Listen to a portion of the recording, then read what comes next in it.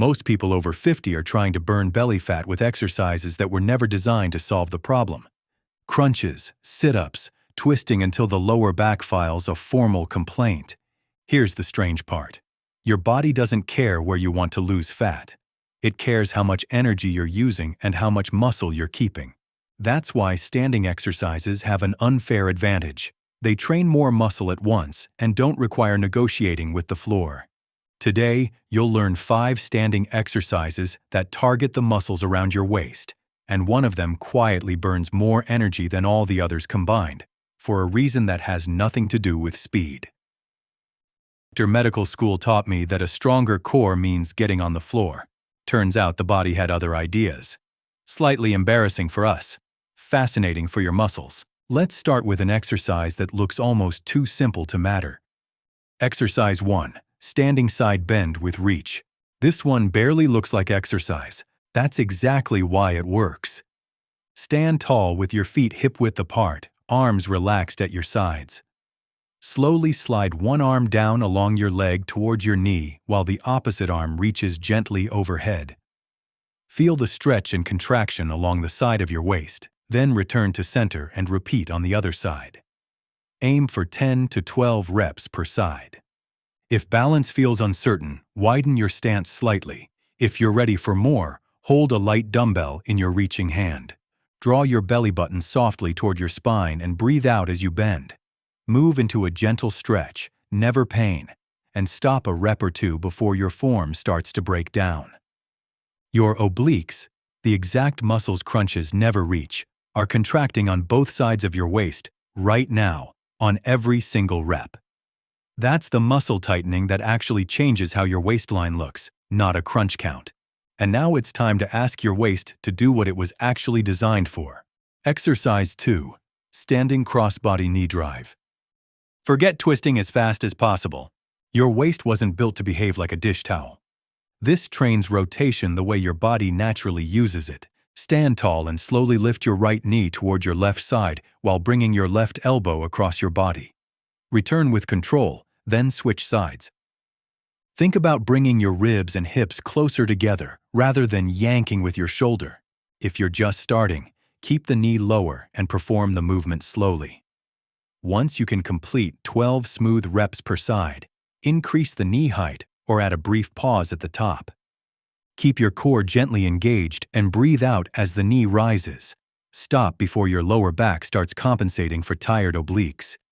Every controlled rotation like this recruits your obliques directly, the exact muscles that shape your waistline. Repeated, controlled contraction is what tightens that area from the inside. And since this movement also keeps your legs and core working together, it adds to the overall energy burn your body needs to actually lose fat, belly included. And that deep support belt muscle we mentioned? We're finally waking it up next. Here's something fascinating. We told people for years that faster twisting meant better core training. We were wrong.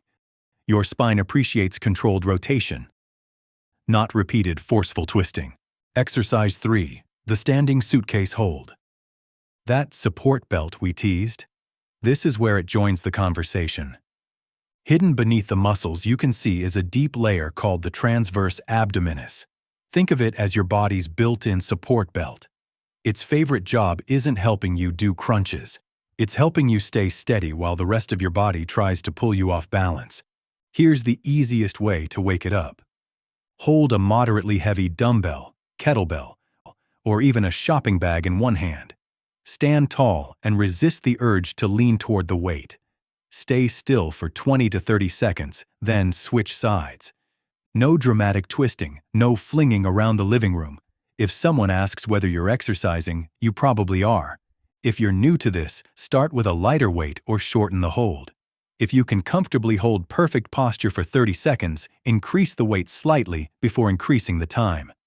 Keep your belly button gently drawn toward your spine, breathe normally, and imagine a string pulling the top of your head toward the ceiling. Don't choose a weight that forces you to lean or hold your breath. Your goal is control, not survival. This muscle is working the entire time you hold this position, not just for a few seconds, like a crunch, but continuously, quietly bracing your waist from the inside. That's exactly the kind of muscle activity that pulls your midsection tighter over time. It won't melt fat off that spot, but it's rebuilding the shape underneath it. Now, let's take that stability and teach it to move. This is one of my favorite examples of how the body hides its hardest work.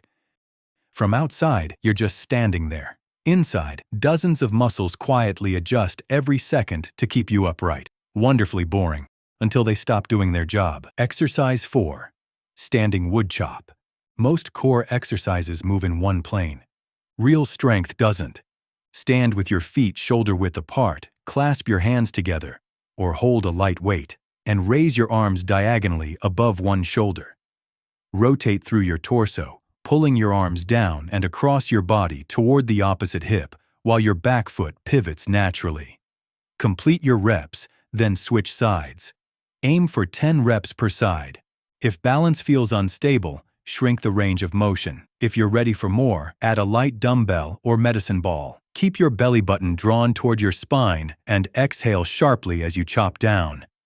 Keep the motion controlled, not fast or jerky. Stop before fatigue starts changing your form. This is the most powerful rotation in the entire routine, which means it asks the most from your obliques and burns more energy doing it than any static hold ever could. Once your waist can rotate powerfully under control, it's ready for the exercise that puts everything together. Exercise 5. Standing shadow. Boxing. At first glance, this might look like something reserved for boxing gyms. It isn't. It may be one of the friendliest full-body exercises you can do after 50. No impact on your joints. Stand with your feet about shoulder-width apart and soften your knees. Bring your hands comfortably in front of your chest and begin throwing slow, controlled punches into the air. Reach with one arm while the opposite foot gently pivots. Then switch. Don't think about punching hard. Think about moving smoothly. Every punch asks your shoulders, core, hips, and legs to work together while your heart and lungs quietly join the team. That's why this exercise burns more energy than it appears to. If you're just starting, perform 20 to 30 seconds at a relaxed pace, then rest. If you're comfortable, build toward 1 minute of continuous movement or add gentle side steps between punches. Stop and rest before your punches lose their form. Quality beats duration here. Keep your belly button softly engaged, breathe with every few punches, and let your shoulders stay relaxed instead of creeping toward your ears. This isn't Rocky. Nobody's expecting a slow-motion training montage. Of all 5 exercises, this is the one doing the most work toward the number that actually matters: your total calories burned. That's the number your body uses to decide whether fat comes off at all, belly included,